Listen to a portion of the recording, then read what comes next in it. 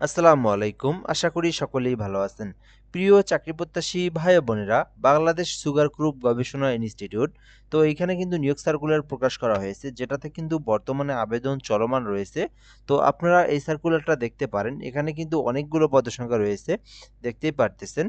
তো এই সার্কুলারটা কিন্তু সরকারি একটা নিয়োগ সার্কুলার। তো আমরা আজকের ভিডিওতে সার্কুলারটা নিয়ে বিস্তারিত আলোচনা করব। এখানে পদের নাম, পদের সংখ্যা, বেতন স্কেল, শিক্ষাগত যোগ্যতা, কিভাবে আবেদন করবেন, আবেদনের প্রসেস, সকল কিছু সুন্দরভাবে আপনাদেরকে বুঝিয়ে দেওয়ার চেষ্টা করব। ভিডিওটা শেষ পর্যন্ত দেখবেন, তাহলেই জানতে পারবেন। তার আগে একটা বিষয় বলে নেই, যারা আমাদের এই চ্যানেলে নতুন, অবশ্যই এই চ্যানেলটাতে সাবস্ক্রাইব করে রাখবেন। বাংলাদেশের চলমান যত নিয়োগ সার্কুলার আছে এবং যত সার্কুলার প্রকাশ করা হয়, আমাদের এই চ্যানেলটাতে আপলোড করা হয়। এজন্য অবশ্যই চ্যানেলটাতে সাবস্ক্রাইব করে রাখবেন এবং কমেন্টে দেওয়া যে ফেসবুক পেজের লিঙ্ক দেওয়া আছে, ওখান থেকে অবশ্যই ফলো দিয়ে রাখবেন। বাংলাদেশ সুগার ক্রপ গবেষণা ইনস্টিটিউট বিএসআরআই ঈশ্বরদী পাবনায় রাজস্ব খাতের নিম্ন বর্ণিত শূন্যপদসমূহে অস্থায়ী ভিত্তিতে নিয়োগের জন্য বাংলাদেশের প্রকৃত নাগরিকদের নিকট হতে অনলাইন আবেদনের জন্য আহ্বান করা যাচ্ছে। তো এই সার্কুলারে কিন্তু বাংলাদেশের যে কোনো জেলার যে কোনো প্রার্থী আবেদন করতে পারবে, নারী পুরুষ উভয়ে আবেদন করতে পারবে এবং আবেদনটা অবশ্যই অনলাইনের মাধ্যমে আপনাদেরকে করতে হবে। এই বিষয়গুলি এখানে বলে দেওয়া আছে। তো ১ নম্বরে আছে সহকারী শিক্ষক গণিত, একটি পদ রয়েছে। ৩২ বছর পর্যন্ত আবেদন করতে পারবেন। সহকারী শিক্ষক গণিতে কিন্তু ১ম গ্রেডের। তো এই ১ম গ্রেডের সহকারী শিক্ষকে আবেদন করতে আপনাদের শিক্ষাগত যোগ্যতা প্রয়োজন। কোনো স্বীকৃত বিশ্ববিদ্যালয় হইতে সংশ্লিষ্ট বিষয়ে স্নাতক সহ বিএড ডিগ্রি এবং এখানে বলা আছে যে শিক্ষা জীবনের সকল পরীক্ষায় অনন্য ২য় শ্রেণী বা বিভাগ বা ১ম বা ২য় শ্রেণী থাকতে হবে। তাহলে আপনারা আবেদন করতে পারবেন। অর্থাৎ আপনি এখান থেকে আবেদন করতে চাইলে আপনাকে মাস্টার্স সহ বিএড ডিগ্রি থাকতে হবে এবং আপনাকে যেমন এসএসসি, এইচএসসি, অনার্স ডিগ্রি যেগুলো আপনি অ্যাড করছেন, যে সার্টিফিকেটগুলো, সেগুলোতে ২য় বিভাগ শ্রেণী থাকতে হবে বা নিম্ন ২য় বিভাগ, অর্থাৎ আপনার ১ম বিভাগ অথবা ২য় বিভাগ থাকলে আপনি আবেদন করতে পারবেন। ৩য় বিভাগে যাওয়া যাবে না। ২ নম্বর আছে সহকারী শিক্ষক সামাজিক বিজ্ঞান। তো আপনি এই সহকারী শিক্ষক সামাজিক বিজ্ঞান এটাতেও আবেদন করতে পারবেন।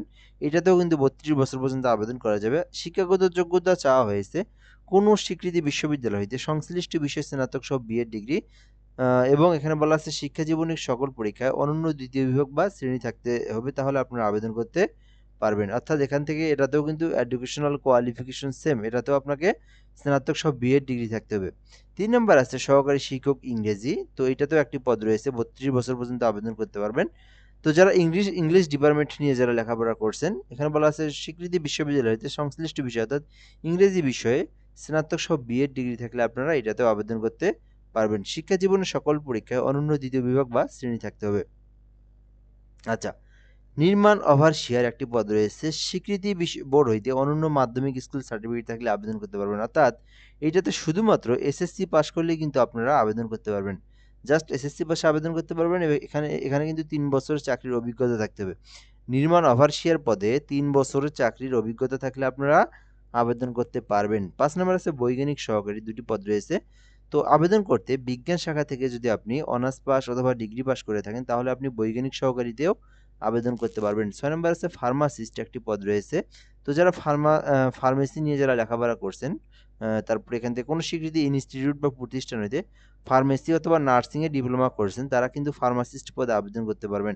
এটা ১২ গ্রেডের। ক্যাশিয়ার ১২ গ্রেডের একটি পদ রয়েছে। বাণিজ্য শাখা থেকে যদি আপনারা অনার্স বা ডিগ্রি করে থাকেন, তাহলে আপনি কিন্তু ক্যাশিয়ার পদে আবেদন করতে পারবেন। ৮ নম্বর আছে মেকানিক, একটি পদ রয়েছে। এখানে শুধুমাত্র এসএসসি পাস করলে আপনারা আবেদন করতে পারবেন।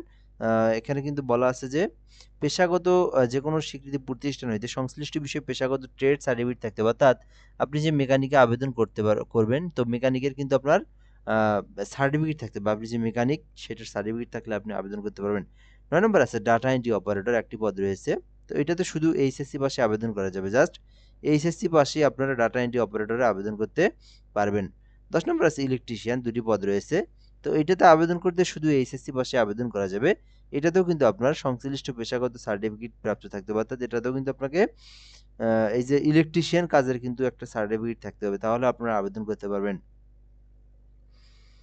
১১ নম্বর আছে জুনিয়র করণিক, একটি পদ রয়েছে। এইটাতেও আবেদন করতে শুধু এইচএসসি পাশে আবেদন করা যাবে। জাস্ট এইচএসসি পাস করলে আপনারা জুনিয়র করণিক পদে আবেদন করতে পারবেন।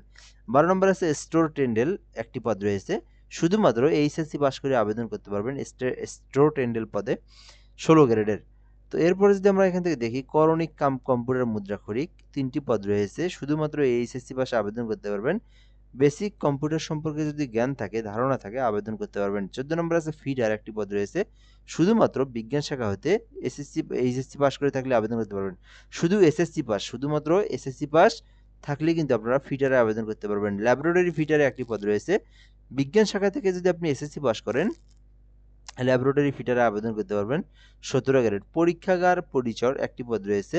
শুধুমাত্র এইচএসসি পাস করলে আবেদন করতে পারবেন। নিরাপত্তা প্রহরীতে 6টি পদ রয়েছে। শুধু 8ম শ্রেণী পাস করা থাকলে আবেদন করতে পারবেন। পিয়ন পদে 5টি পদ রয়েছে।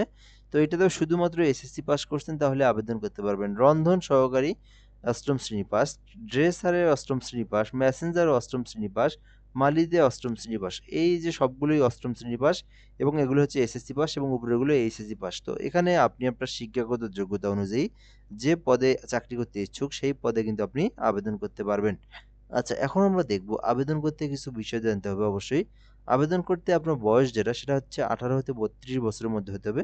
32 বছর প্লাস থাকলে কিন্তু আপনি আবেদন করতে পারবেন না। এর পরবর্তী আমরা যে বিষয় দেব, কিভাবে আপনি আবেদন করবেন। তো আপনি যদি এই প্রতিষ্ঠান সম্পর্কে যদি বেসিক বা আপনি যদি কোনো কিছু জানতে চান, BSRI.gov.bd এই ওয়েবসাইটে প্রবেশ করে আপনারা দেখতে পারেন। এছাড়া আপনি যদি আবেদন করতে ইচ্ছুক হন বা এখান থেকে সময়টা দেখেন শুরু এবং শেষ তারিখ, তো এই সার্কুলারটা কিন্তু 8 জানুয়ারি শুরু হয়েছে, যেটা কিন্তু 28 জানুয়ারি পর্যন্ত চলমান থাকবে। অর্থাৎ আর মাত্র অল্প কয়েকদিন আছে। 24, 25, 26, 27, 28, তো আর মাত্র 4-5 দিন আছে। সো এই 4-5 দিনের মধ্যে আপনারা যারা আবেদন করতে ইচ্ছুক যে পদে সেই পদে আবেদন করতে পারবেন। 28/1/2026 তারিখ পর্যন্ত সময় রয়েছে। এখন বলবো আমরা আবেদন করবেন কিভাবে। তো এই বিষয়টা আপনাদেরকে দেখতে হবে। এখানে আপনারা যদি নিজেদের ল্যাপটপ, কম্পিউটার, পিসি থাকে, নিজেরাই যদি আবেদন করতে পারেন তাহলে আপনারা bsri.teletalk.com.bd এই ওয়েবসাইটে প্রবেশ করে আপনারা আবেদন করতে পারবেন। bsri.teletalk.com.bd এই ওয়েবসাইটে প্রবেশ করবেন। এখান থেকে আপনারা আবেদন করতে পারবেন। এখন আমরা দেখব যে বিষয়টা একটা বলব, যদি আপনারা ঘরে বসে থেকে আবেদন করতে চান যেকোনো সরকারি চাকরির আবেদন, আমাদের হোয়াটসঅ্যাপ নাম্বারটাতে এসএমএস করতে পারেন। বাংলাদেশের যেকোনো সরকারি চাকরির আবেদন আমরা সুন্দরভাবে নির্ভুলভাবে করে দেই এবং সঙ্গে সঙ্গে অ্যাপ্লিকেশন কপিটা আপনাকে পাঠিয়ে দেব। আচ্ছা, এরপর যদি আমরা এখান থেকে দেখি যে বিষয়গুলো, কত টাকা ফি জমা দিতে হবে। আপনারা জানেন প্রতিটা সার্কুলারের গ্রেড অনুযায়ী ফি জমা দিতে হয়। তো এখানে যে বিষয়টা বলে দেওয়া আছে দেখবো আমরা, 1 থেকে 3 নম্বর ক্রমিক পদের মধ্যে আবেদন করতে চাইলে 223 টাকা ফি জমা দিতে হবে। 1 থেকে 3 নং ক্রমিক পদের মধ্যে আবেদন করতে চাইলে 223 টাকা, এবং এখান থেকে যে বিষয়টা বলা আছে 4 নম্বর হতে 7 নম্বর ক্রমিক পদের মধ্যে আবেদন করতে চাইলে শুধুমাত্র 150 টাকা, দুইটা 150 টাকা এবং ফি সহ 168 টাকা খরচ পড়বে। অর্থাৎ এখান থেকে 4 নম্বর হতে 7 নম্বর ক্রমিক পদের মধ্যে আবেদন করতে চাইলে 168 টাকা, এবং 8 থেকে 13 নম্বর ক্রমিক পদের মধ্যে আবেদন করতে চাইলে 112 টাকা, 112 টাকা ফি জমা দিতে হবে। এবং 14 নম্বর হতে 22 নম্বর ক্রমিকের মধ্যে কেউ আবেদন করতে চাইলে শুধুমাত্র 56 টাকা ফি জমা দিয়ে কিন্তু আপনারা পেমেন্ট ফি জমা দিতে পারবেন। এখানে একটা বিষয় বলে নেই, যারা নিজেরা আবেদন করে নিজেরাই পেমেন্ট দেন, অবশ্যই এখানে যে টাকা আছে এর থেকে আপনারা 8 টাকা 10 টাকা বেশি রিচার্জ দিবেন, কেননা দুইটা এসএমএস এ 6 টাকা কেটে নেয়, ঠিক আছে। তো এখানে যে পদে আপনি আবেদন করবেন সেই সমতুল্য টাকা আপনারা রিচার্জ দিয়ে তারপরে এখান থেকে পেমেন্টটা করতে হবে। কিভাবে পেমেন্ট করবেন এটাও এখানে দেওয়া আছে। তো ফার্স্ট এসএমএস এ আপনারা লিখবেন বিএসআরআই স্পেস দিবেন, দেওয়ার পরে ইউজার আইডি লিখবেন। লেখার পরে আপনাদেরকে সেন্ড করতে হবে এই যে 16222 নাম্বারে। পরবর্তীতে আবার আপনাকে একটা পিন নাম্বার দেওয়া হবে, এই পিন নাম্বার আসবে। আবার আপনারা এসএমএস বক্সে লিখবেন বিএসআরআই স্পেস ইএস লিখবেন, লেখার পরে পিন নাম্বারটা দিবেন। অর্থাৎ এই পিন নাম্বারটা আপনি এখান থেকে নিয়ে এই যে এখানে বসায় দিবেন। এরপর আপনাদেরকে আবার সেন্ড করতে হবে 16222 নাম্বারে। তো এইভাবেই কিন্তু আপনার পেমেন্টটা সাকসেসফুলি করে নিতে পারবেন। সময় আছে হচ্ছে 28শে জানুয়ারি পর্যন্ত। এই যে চলমান জানুয়ারি মাসের 28 তারিখ পর্যন্ত সময় আছে, এর মধ্যে আপনারা আবেদনটা করার চেষ্টা করবেন। তো যাই হোক, এ পর্যন্ত ভিডিওটা। সার্কুলার নিয়ে আরো কোনো কিছু জানতে চাইলে কমেন্ট করে জানাতে পারেন। ইনশাআল্লাহ আমরা রিপ্লাই দেওয়ার চেষ্টা করব। আসসালামু আলাইকুম।